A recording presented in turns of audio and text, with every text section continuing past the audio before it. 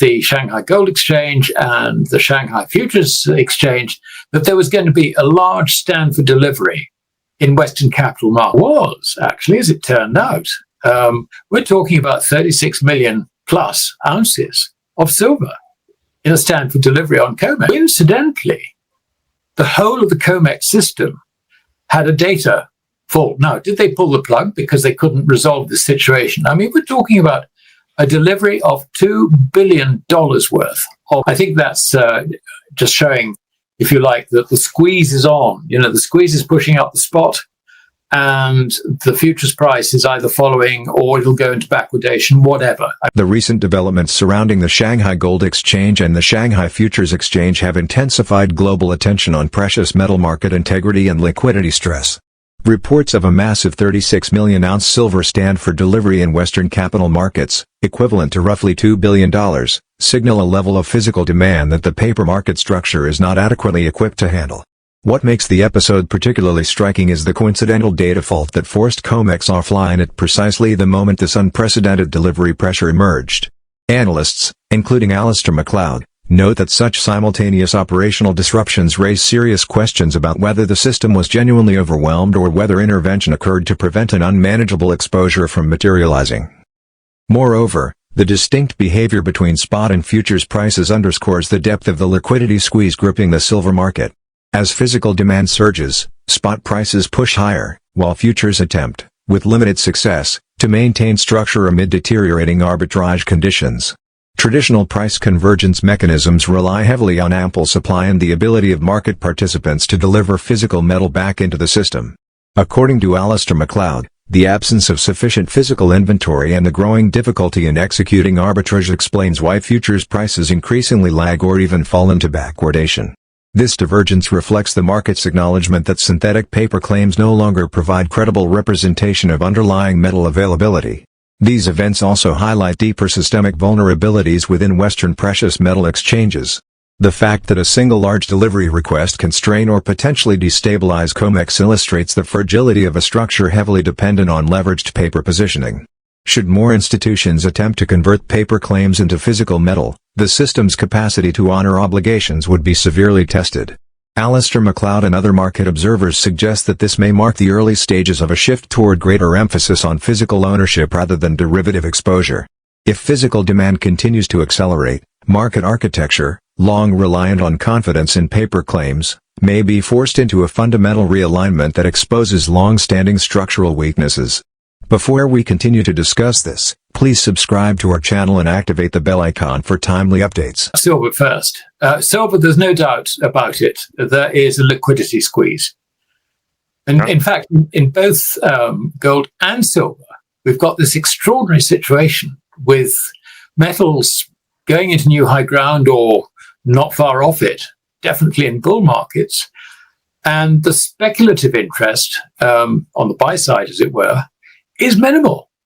I mean, if you look at the open interest on COMEX for gold, that's less than 420,000 contracts. I mean, that's sort of oversold level. I mean, not deep oversold, but pretty near it. And this is the fascinating thing. Gold and silver are rising without any speculative input. Well, I mean, it's obviously a little bit, but I mean, it's tiny, if anything. I mean, it's really a squeeze on the establishment, on the paper establishment. And I think that, particularly in the case of silver, it's very difficult for the establishment actually to close out their positions. And consequently, we could be seeing, if you like, the end of the silver contract in both forward markets in London and also on COMEX. Now, that's quite a statement, because so long as I've been looking at the relationship between physical and derivatives, there have been gold bugs saying the derivatives are used to suppress the price of gold, suppress the price of silver, and so on. I mean, undoubtedly that is true. But if that's coming to an end, then there is going to be massive buying pressure from that end alone. As people move out of paper, where they've got paper and they think they've got exposure to the price, as it were, they'll move out of paper and have to move into the physical. So I think we're seeing potentially momentous events. Silver could be breaking, if you like, the commodity derivative system. And that's a fascinating thought. I mean, there's a fascinating thing which happened last week, I think on Thursday. There was a story apparently going around the Shanghai Gold Exchange and the Shanghai Futures Exchange that there was going to be a large stand for delivery in Western capital markets. Yes. And yeah, there was, actually, as it turned out. We're talking about 36 million plus ounces of silver in a stand for delivery on COMEX. And coincidentally, the whole of the COMEX system had a data fault. Now, did they pull the plug because they couldn't resolve the situation? I mean, we're talking about a delivery of $2 billion worth of silver. This is large. There was also a very large delivery of gold, over 58 tons on that same day. So, yeah, I mean, I think the markets are showing huge, great strain. Now, the fact that the rumor started in Shanghai rather suggests that the stand for delivery was of Chinese origin, or at least origin in that part of the world, and was known in that part of the world. I mean, I could certainly see, someone standing for delivery like that would be quite happy to talk to his chums, if you like, and say, guess what? I'm standing for delivery for $2 billion worth of silver. And I reckon that that's going to tip the market up, or whatever I say, but you can see how the rumor might start there. Yeah. And confirm, if you like, that it's Chinese sources who actually went for it. But the other thing that's fascinating is, was it just coincidence that a data center had to shut down because it was overheating? Now, I read somewhere by someone who is supposedly an engineering expert on cooling systems that data centers like that not only have one complete backup system, which automatically switches in if the principal one fails, but usually they have a backup to the backup. So this failure system is a bit fishy. So could it be that the powers that be just pulled the plug on the whole system while they tried to sort it out? I mean, the problem with this is that, of course, we're not just talking. Yeah. Let's take the first one. Actually, the last one you mentioned, the spot price rising more than the futures price. I think that's just showing, if you like, that the squeeze is on. The squeeze is pushing up the spot, and the futures price is either following or it'll go into backwardation, whatever. I mean, the two things aren't directly related. You're not getting the arbitrage, Danny, whereby someone sort of looks at, lease rates and all the rest of it, and, premiums and things, we can trade this. They're not doing it because there isn't the liquidity to do it. Because, if you're going to sell silver into, in order to do an arbitrage, whether you do it out of futures or out of London, you've got to get the stuff back. So people, I don't think, are really playing these small nuances. The one thing I've noticed when it comes to stocks, which is what SLV is, if you like, is that the price isn't necessarily tied directly to the commodity. And what we could be seeing, and I don't know that this is the case, but what we could be seeing is that the prices may be held back a little bit as authorized participants decide to borrow some stock, short it, not short it, but borrow some stock, submit that to the trustees of SLB and say, come on, we want 100,000 ounces, whatever the equivalent is.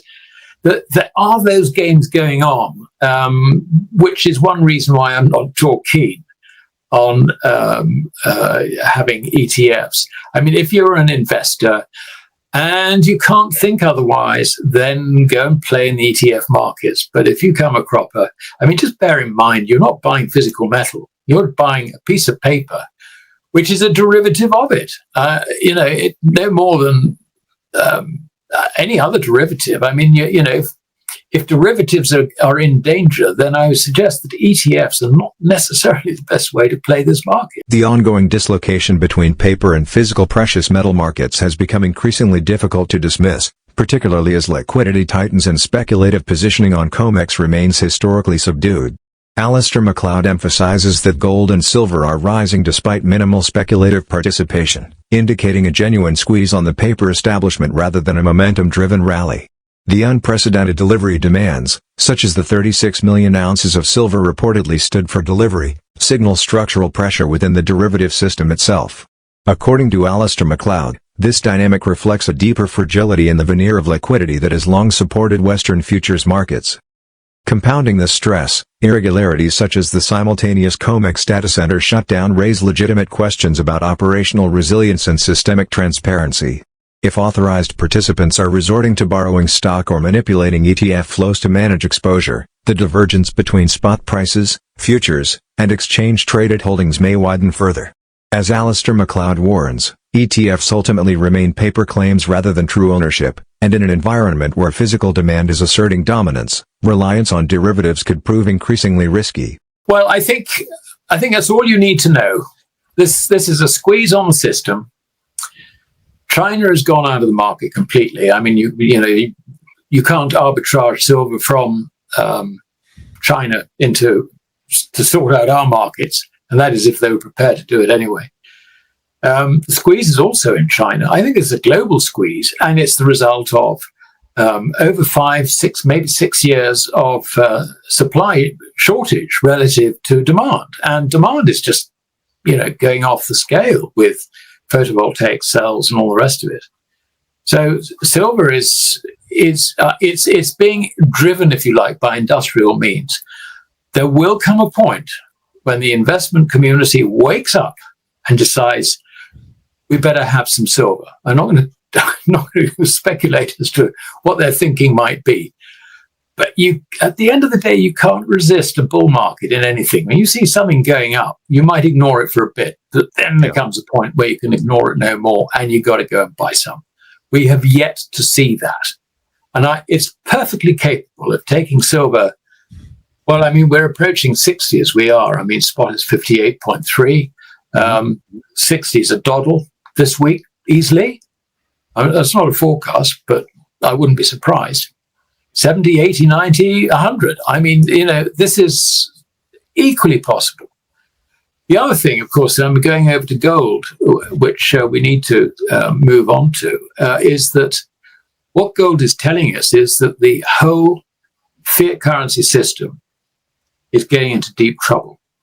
Yeah, I mean, the point to understand is that over long periods of time, the purchasing power of gold is stable. I mean, things change and so on and so forth, but it's been the case really going all the way back in history. I mean, the thing about gold is that the above ground stocks have tended to increase more or less in line with the global human population. I mean, we've got records that go back, quite a lot of it estimates, but, sensible estimates. And we can see that relationship.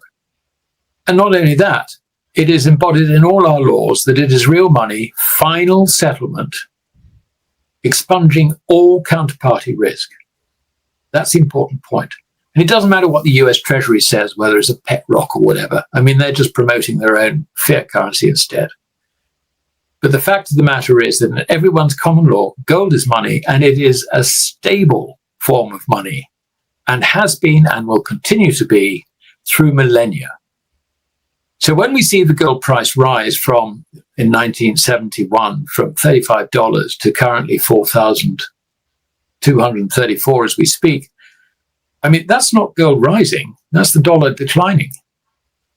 The idea that you can measure the dollar's decline by looking at consumer price index and all the rest of it, well, that gets fiddled, as we know. The best indicator that you can possibly have, not perfect, is what is the exchange rate between dollars and gold? Now, the interesting thing, Danny, is that when you look at expectations, if you like, amongst economists and also portfolio managers, they think that inflation is becoming less of a problem in 2026. They think the purchasing power of the dollar, it might drift back towards the 2% target, but basically they don't see it going up. What gold is telling us is no, that's wrong. The purchasing power of the dollar is going to decline, which put another way means the consumer price index is going to start rising, and probably quite sharply. And we can see that. Now, the reason that the consumer price index will start rising is because the purchasing power of the dollar will be declining. Bond yields rise. And as bond yields rise, what happens to equities? The equity bubble goes pop. Yep. And when the equity bubble goes pop, then what does the Fed, what does the US Treasury do? It rescues everything it possibly can, because that is the mandate. In other words, what we're going to see, what gold is telling us, is that the conditions that are evolving now are guaranteed to lead to the debasement of the currency, of the fiat currency, big time. So everybody's expectations that inflation is not going to be a problem in 2026 is so far wide of the mark. And I don't know of anyone who's looking at inflation in 2026 and saying, this is going to rise and rise and rise. But that is what the outcome is. That is what gold is now telling us. Everything is connected. Everything is connected. I mean, thank you very much for reminding me about the JGB yields. Yeah, I mean, the point about the Japanese bond market, and if you look at the 2-year rate, I think you'll see that's yielding more than 2% now. This is destroying the carry trade. It's that the carry trade is now a loser. And you've got what? I mean, there could be 10, 20 trillion, if you like, of funding using the carry trade to do various things, but principally finance the US Treasury. This is concerning. I mean, we've seen, for example, just about the largest holders of US Treasuries are now unknown entities in the Cayman Islands. These are offshore hedge funds, which along with Luxembourg, which basically has set up special purpose vehicles to get euros in, which yield, a lot less than US treasuries, package them up and then go and buy US treasuries. I mean, this sort of hedge fund recycling, if you like, through the carry trade is enormous. And I think the degree to which the US Treasury is depending on this to finance its deficit and to refinance maturing debt, this is leading into something which I think could rapidly escalate into a problem. And it's no wonder that the Fed has withdrawn from quantitative tightening, because it's seen this. I think it's seen this coming. And it's going to reintroduce QE. The evidence across global precious metal and currency markets points toward a system undergoing undeniable strain.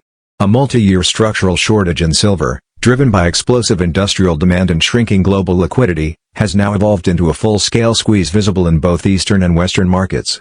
China's withdrawal from arbitrage channels, combined with unprecedented delivery requests on Western exchanges, highlights a broader breakdown in the paper market mechanism that once anchored price stability. Meanwhile, gold's behavior signals accelerating deterioration in fiat currency purchasing power, contradicting mainstream expectations of cooling inflation by 2026. Rising bond yields, collapsing carry trade dynamics, and increasing dependence on opaque offshore funding channels suggest mounting systemic fragility. If equity markets correct under the weight of surging yields, how aggressively will policymakers respond? The Federal Reserve's retreat from quantitative tightening already hints at an urgent need to counter escalating financial risks and preserve market stability. If you found this information valuable, make sure to hit like and drop a comment below with your thoughts. Don't forget to subscribe and turn on notifications so you never miss the latest updates. Thanks for watching.